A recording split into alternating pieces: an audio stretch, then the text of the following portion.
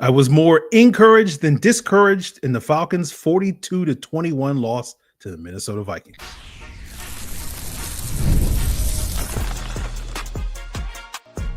You are Locked On Falcons, your daily Atlanta Falcons podcast. Part of the Locked On Podcast Network, your team every day. Welcome back, everyone, to another illustrious episode of the Locked On Falcons podcast, your daily Atlanta Falcons podcast, part of Locked On Sports Atlanta, your team every day. And today's episode is brought to you by Prize Picks. Go to prizepicks.com/LockedOnNFL and use code in all lowercase LockedOnNFL to win $50 instantly when you play $5. So if you do not know me, I'm your very humble host, Aaron Freeman, aka Mr. Drew, aka Sirius Black, aka Mr. aka, and I've been covering the Atlanta Falcons for almost 2 decades, formerly at falcfans.com, RIP, still going strong on this illustrious podcast. And I thank each and every one of you that is an everydayer that goes strong with me. That means you make this podcast your first listen each and every day. And to become an everydayer, all you have to do, guys, is subscribe or follow for free on YouTube or wherever you listen to podcasts. So today we are giving the rapid reaction to the Falcons 42-21 Week 14 loss to the Minnesota Vikings. Their fourth straight loss. Now they're in second place in the NFC South, and now we're basically with the backs against the wall. This team is probably going to have to rattle off 4 wins to really have a shot at not only this division, but also a wild card berth.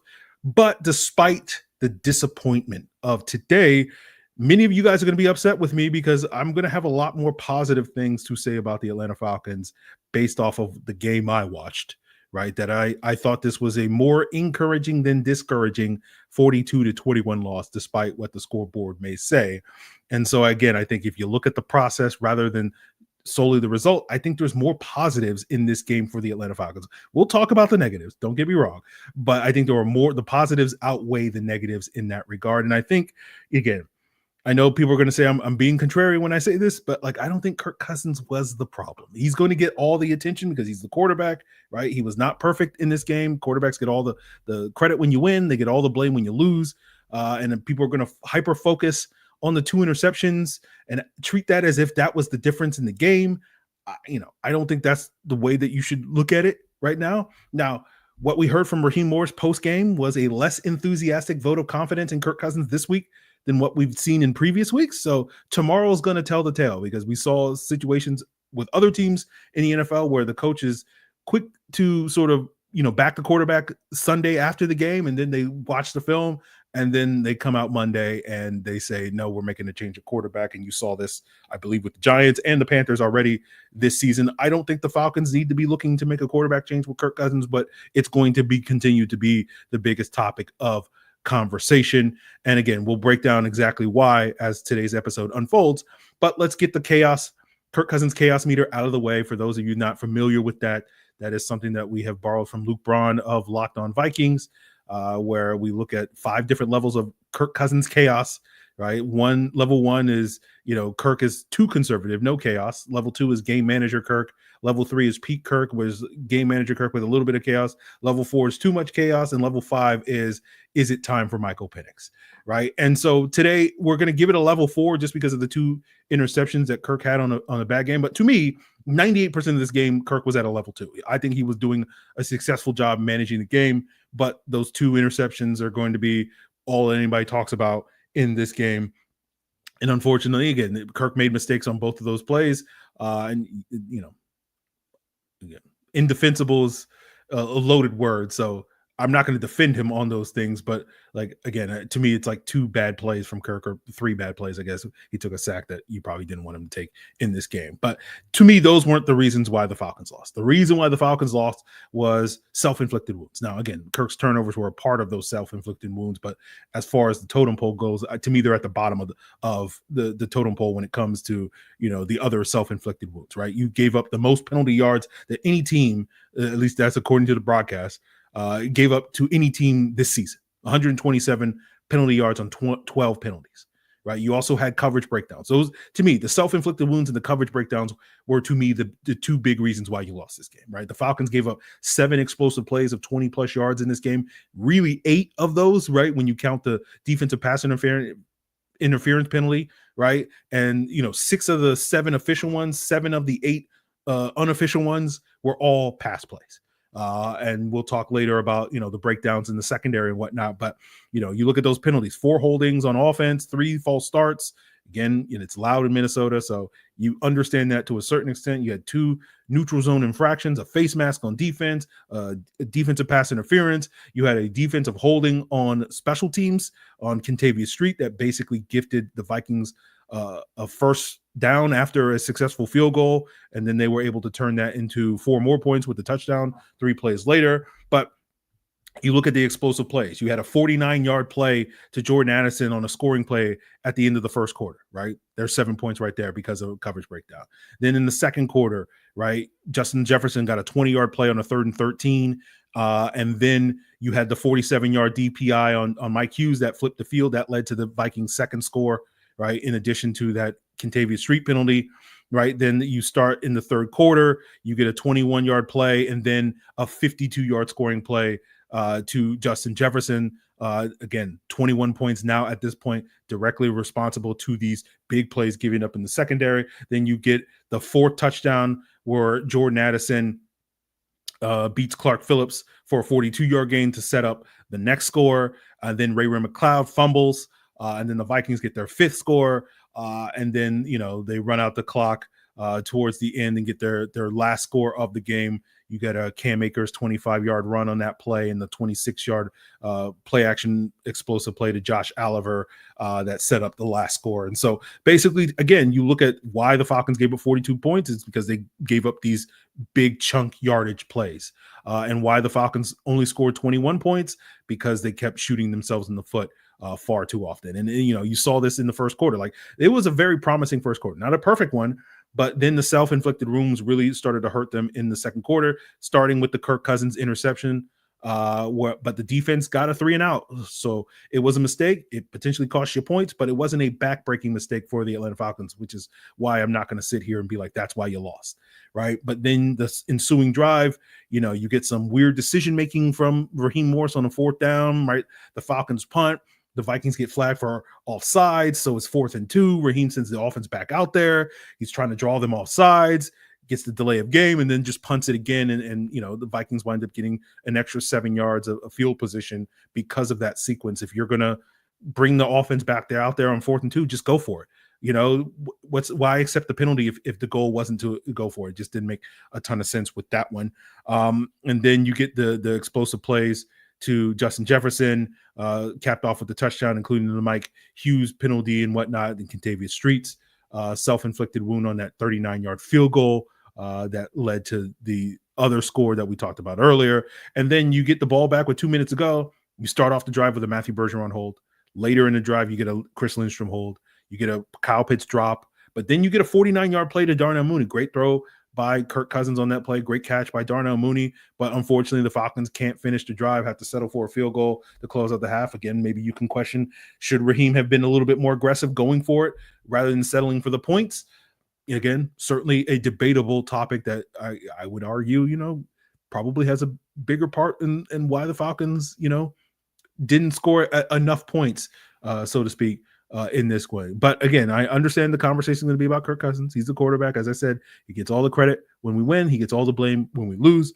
But again, I think there was more things to be encouraged from this offense today, where they played well, minus, again, a handful of mistakes that, you can put on the quarterback, you can put on the offensive line, you can put on the receivers, I guess you could say, as well as the coaching. But we'll talk about some of the more encouraging things that we saw from Zach Robinson in terms of the play calling in this game, and why, I still come out of this game with a much more positive attitude than many. But guys, I want to tell you about Hillsdale College, a proud sponsor of today's episode. And time is a precious commodity. And sometimes I find myself disappointed with how much time I feel like I'm wasting mindlessly scrolling on my phone. And I think I could use this time better to improve myself. And Hillsdale College has the offer that can help you improve yourself as you get ready for the new year with 40 free. That's right, free online courses on a variety of topics: history, politics, economics, philosophy, chemistry, and mathematics. All their courses are self-paced, and you can start whenever, wherever you want. And plus, you can go deeper with the readings, quizzes, discussions, or it's just sit back and enjoy the lecture. So if you want to find ways to improve yourself before this calendar year is up, go to hillsdale.edu/locked-on to enroll. There's no cost and it's easy to get started. That's hillsdale.edu/locked-on to register. hillsdale.edu/locked-on.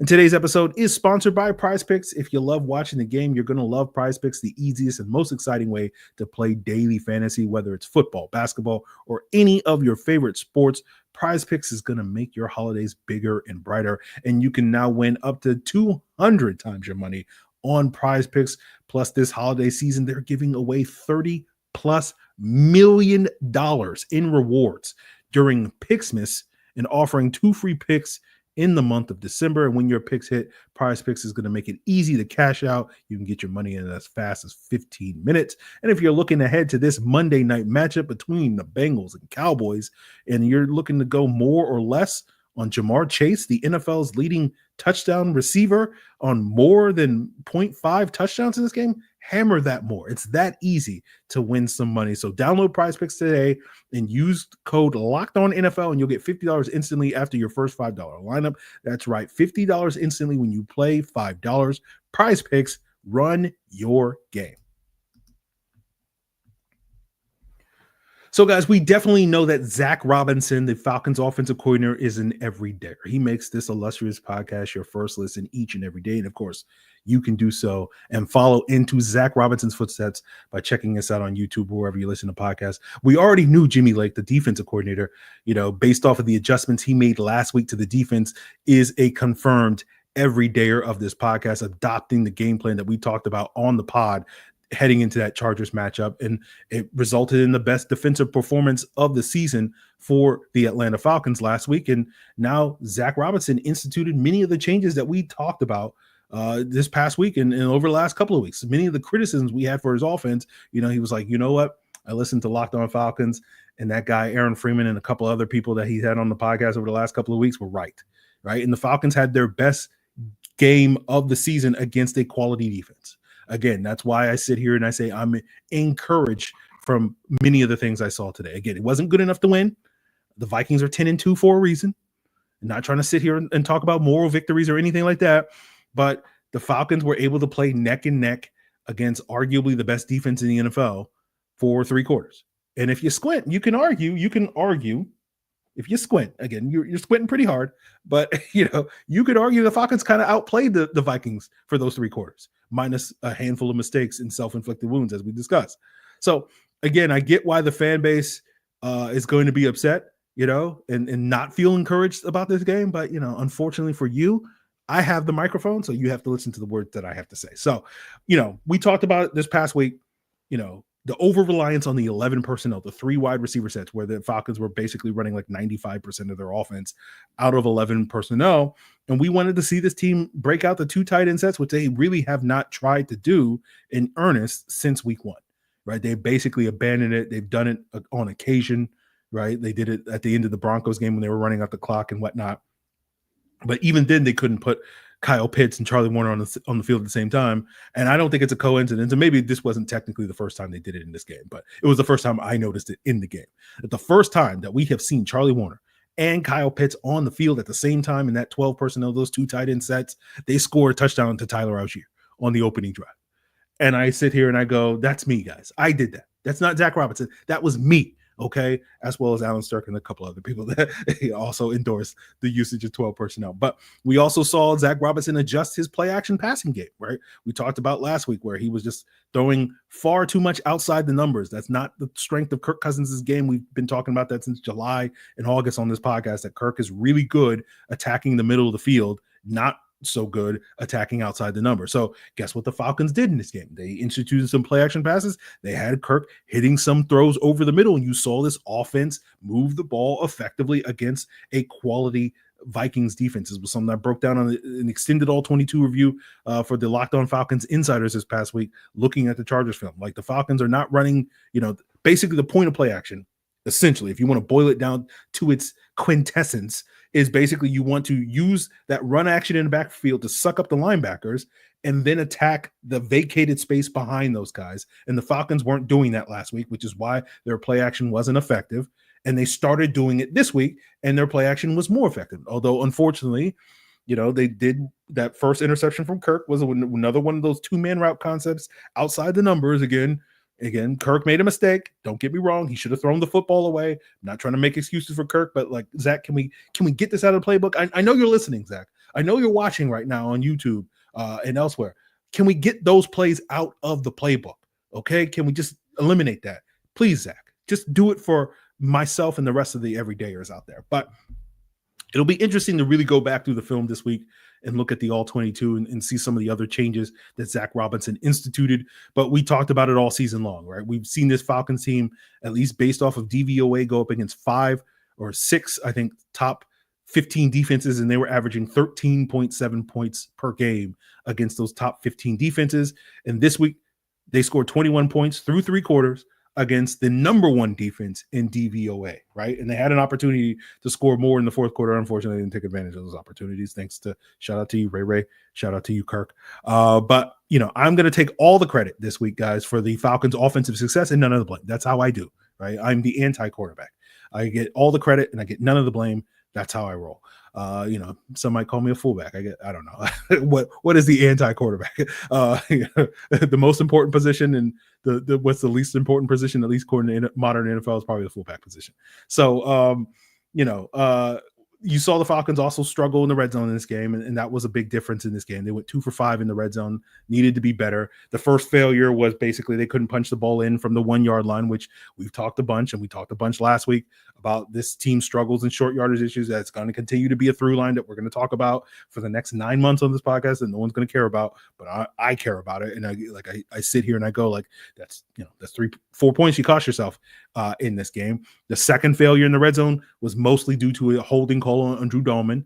Again, self-inflicted wounds really hurting you there and whatnot. So again, I'm going to continue to talk about the offensive line, right? You can't get, get in from the one, you getting these self-inflicted wounds, and then the third failure, they tried to dial up Kyle Pitts at the end of the game on that final drive, and unfortunately Kyle Pitts couldn't make the grabs. And so we've been talking about, or I haven't been talking about, getting Kyle Pitts more opportunities in red zone. He didn't take advantage of those opportunities. So we'll see what's what for Kyle Pitts, but not a great day for Kyle in this one. So still plenty of room for improvement. I've never lied to you, telling you that, this team is a fully formed entity. I've been saying for years now on this podcast, this team is very much a work in progress. I think we saw some progress today.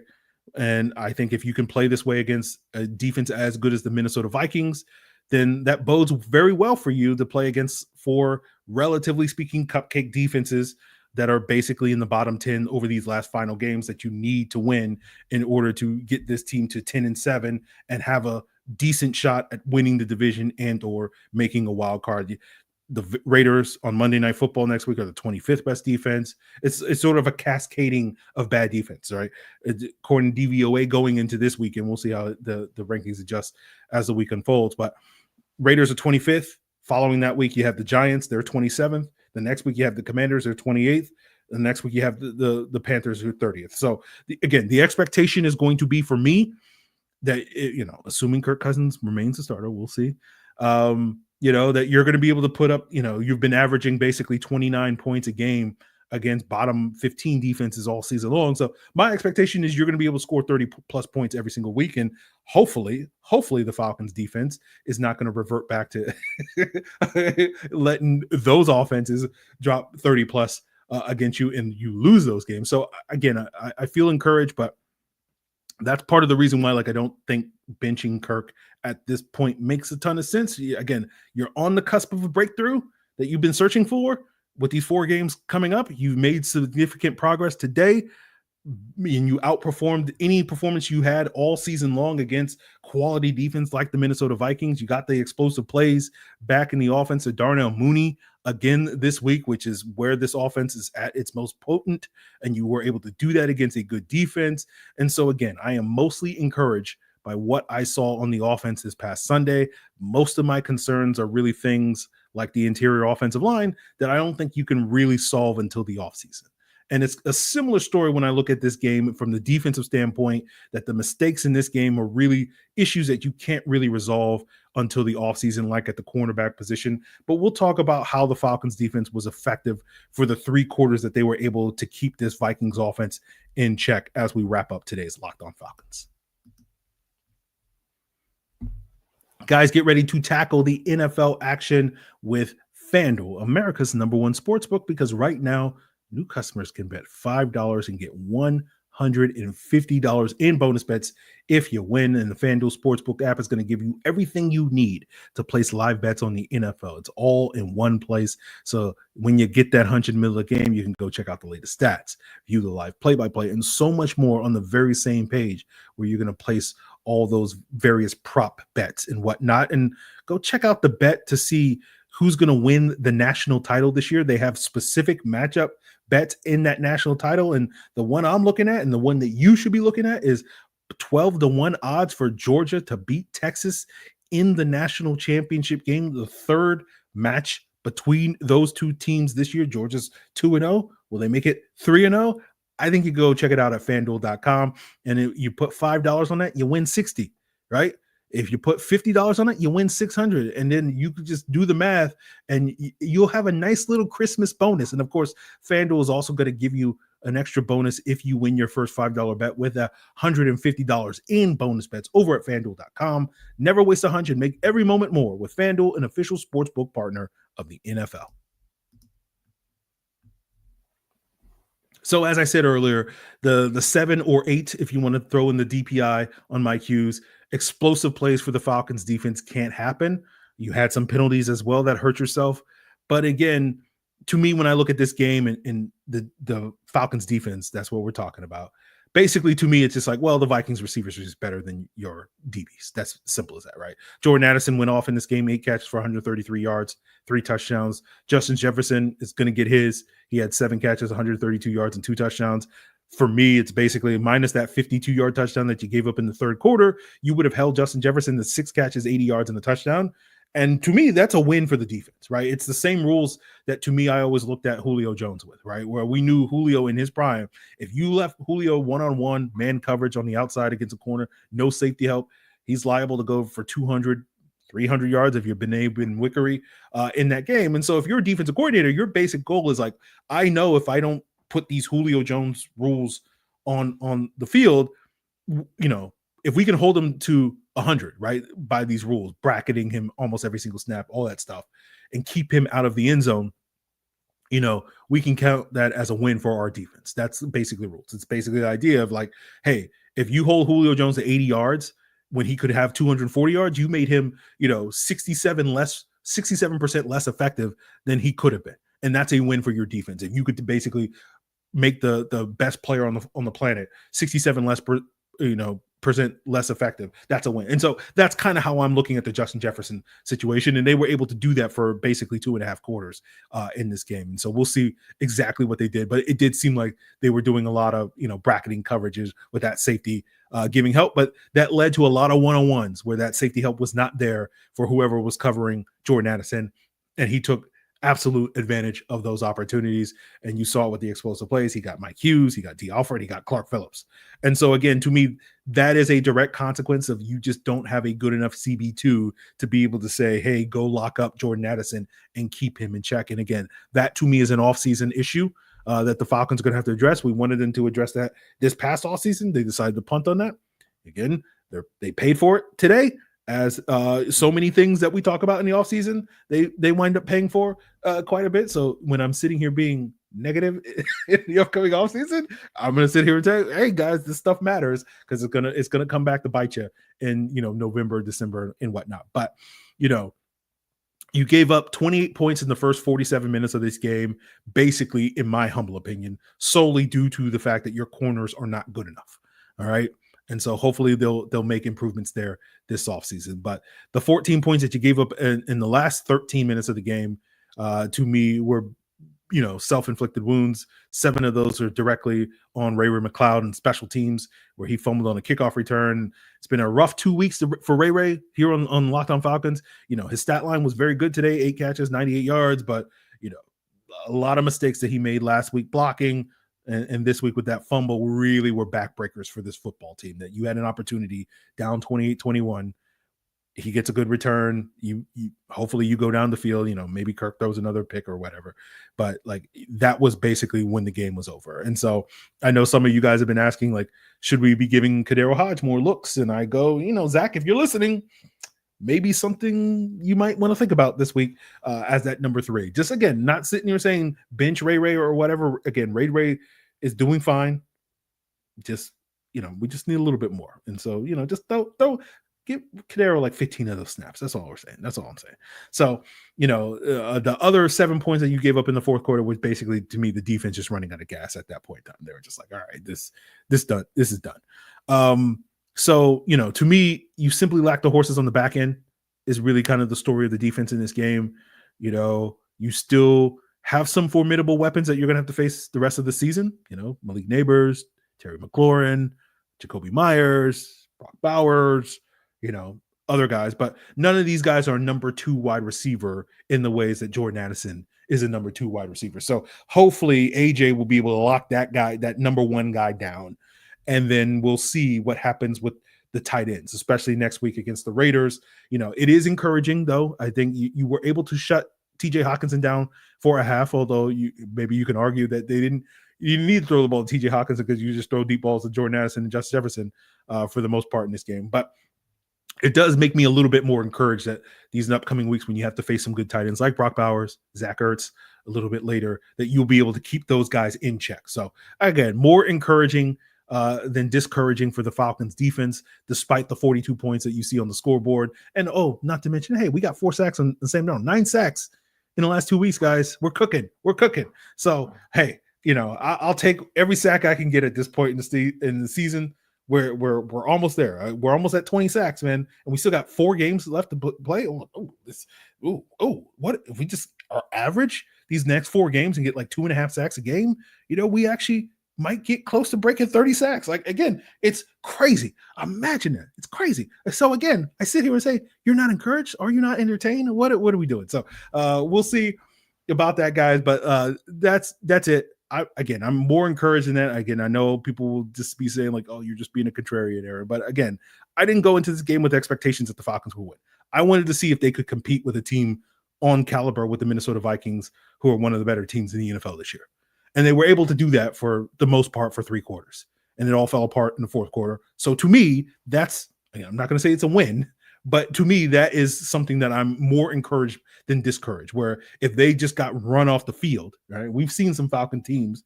I'm looking at you, first year under Arthur Smith. Anytime you face a good team, you got absolutely annihilated in those games. So to me, this is progress to me. So I don't think this team is fully formed.